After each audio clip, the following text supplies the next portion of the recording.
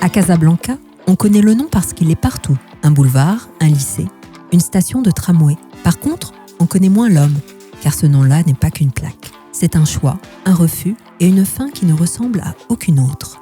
Bienvenue dans Cityscape, une création sonore de Citizen. Aujourd'hui, je vous raconte la trajectoire d'un homme qui a choisi l'engagement total. Un engagement sans retour possible. Dans ce nouvel épisode, Mohamed Zartouni, l'homme qui n'a pas parlé.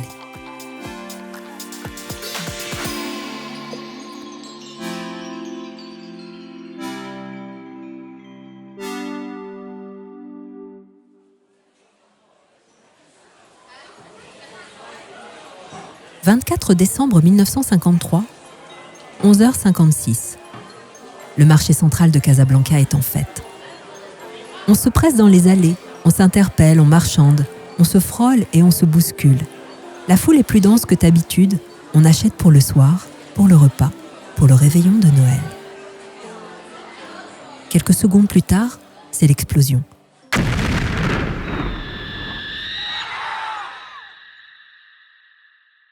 Les étals volent en éclats, des corps sont projetés à terre et la foule reflue en hurlant et piétinant. 19 morts, 28 blessés. Ce jour-là, Casablanca bascule. Pour la première fois, la violence frappe au cœur de la ville européenne. Dans les heures qui suivent, la stupeur laisse place à la colère, puis à la peur. Dans les commissariats, les enquêteurs comprennent une chose. Ce n'est pas un accident, c'est une opération organisée. Un nom commence alors à circuler. D'abord à voix basse, puis de bureau en bureau. Un nom discret mais redouté, un nom qui s'impose comme une évidence dangereuse. Mohamed Zartouni.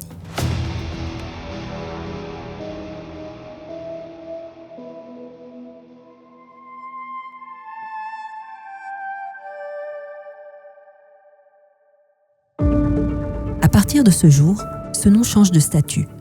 Il n'est plus seulement celui que l'on murmure dans les réunions clandestines, ni l'organisateur méthodique des cellules urbaines. Il devient une cible, l'homme à abattre. Zartouni est alors âgé d'à peine 26 ans.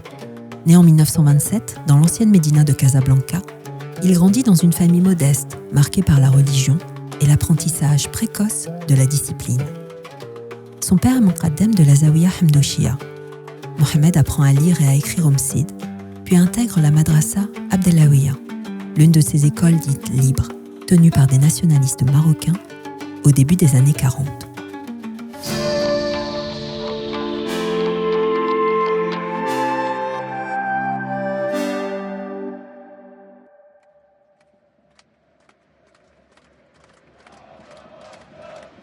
En 1948, Zartouni fonde un club de football dans la Médina, le Mouloudia de Boutwil.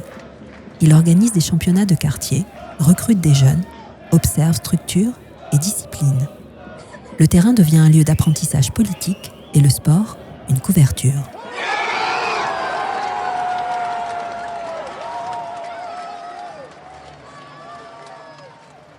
Par le scoutisme, il rejoint le parti de l'Istiqlal. Il s'occupe de logistique, de déplacement, de décoration pour les fêtes du trône. Décorer, à cette époque, c'est déjà résister. C'est occuper l'espace, c'est dire que le pays n'a pas disparu.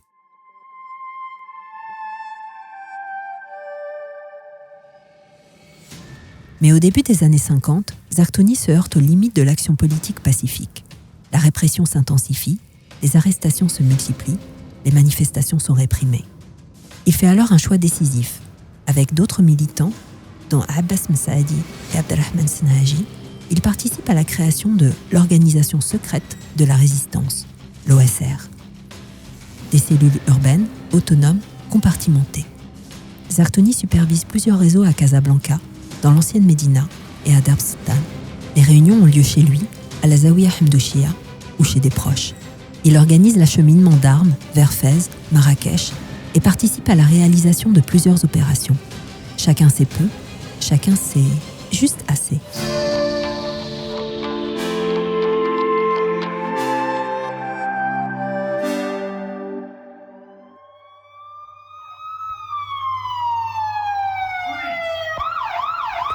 Après l'attentat du marché central, les descentes de police se multiplient.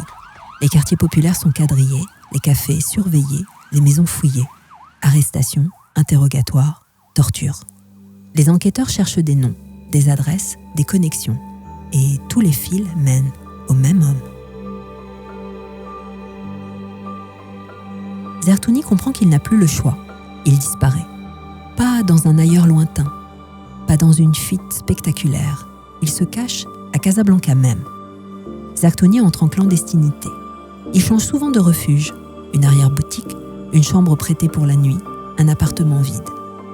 À Casablanca, une loi du silence s'installe, spontanée et collective. On sait qu'il est là, mais personne ne parle. Des camarades lui proposent de partir, de passer au nord, dans le Maroc espagnol, à Tétouan, Tanger ou Larache. Là-bas, la pression est moindre, les réseaux existent, la fuite est possible. Mais Zertouni refuse, pas par inconscience, mais par fidélité. Il sait que partir, ce serait rompre les chaînes de confiance, laisser les cellules sans coordination et exposer ce qui reste. Rester, c'est surtout assumer jusqu'au bout. Pendant ces mois de clandestinité, il continue d'organiser, de transmettre et de protéger. Chaque déplacement est calculé, chaque rencontre réduite à l'essentiel. Mais la police resserre l'étau. Le contrôleur civil Philippe Boniface en fait une affaire personnelle. Les arrestations parlent, les tortures arrachent des fragments, pas des noms complets, mais assez pour recomposer, petit à petit, une trajectoire.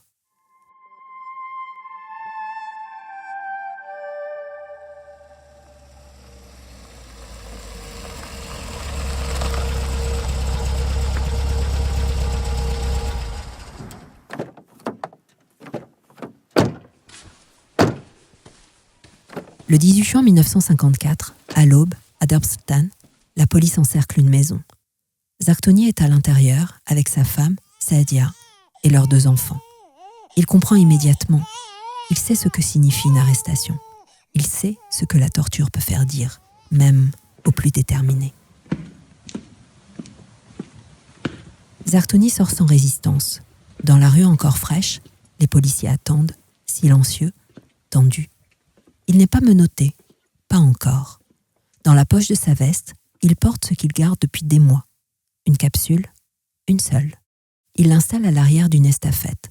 Direction, le commissariat central.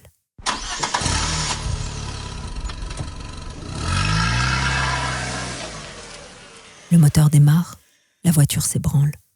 Casablanca s'éveille lentement, ignorant encore que l'un de ses visages clandestins vient d'être capturé. Sur le trajet, personne ne parle. Les policiers jubilent intérieurement. Ils pensent tenir leur prise majeure. Le chef, l'organisateur, celui qui sait. Zertouni, lui, calcule une dernière fois. Il connaît la suite. Les coups, les questions répétées, les nuits sans fin, la douleur qui fait vaciller les certitudes. Il sait aussi qu'il n'est pas seul à risquer de tomber. Alors, dans ce véhicule banal, au cœur d'une ville ordinaire, il fait un choix extraordinairement simple.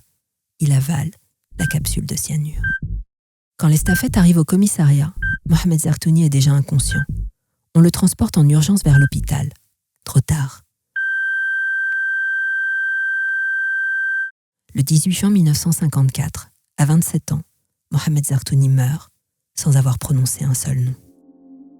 La nouvelle se répand, avant même les communiqués officiels. Dans les quartiers populaires, une phrase circule, murmurée, répétée, transmise de bouche à oreille. Il n'a pas parlé.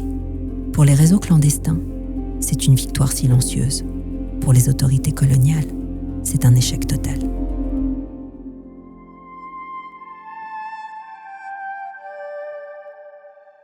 La mort de Mohamed Zertouni ne met pas fin à la lutte, elle la durcit. En 1954, le Maroc est déjà au bord de la rupture. Le roi est en exil, les villes sont sous tension. La répression ne fait plus peur, elle nourrit la colère. Le silence de Zertouni change la donne.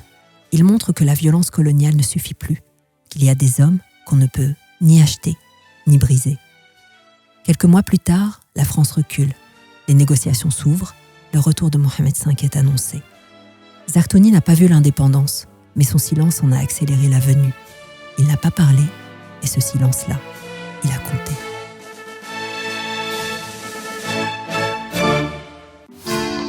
venez d'écouter Cityscape, une création sonore de Citizen, une série qui explore les villes marocaines autrement, par l'histoire, la mémoire et la voix. Retrouvez tous les épisodes sur citizen.com et sur les plateformes d'écoute. À bientôt.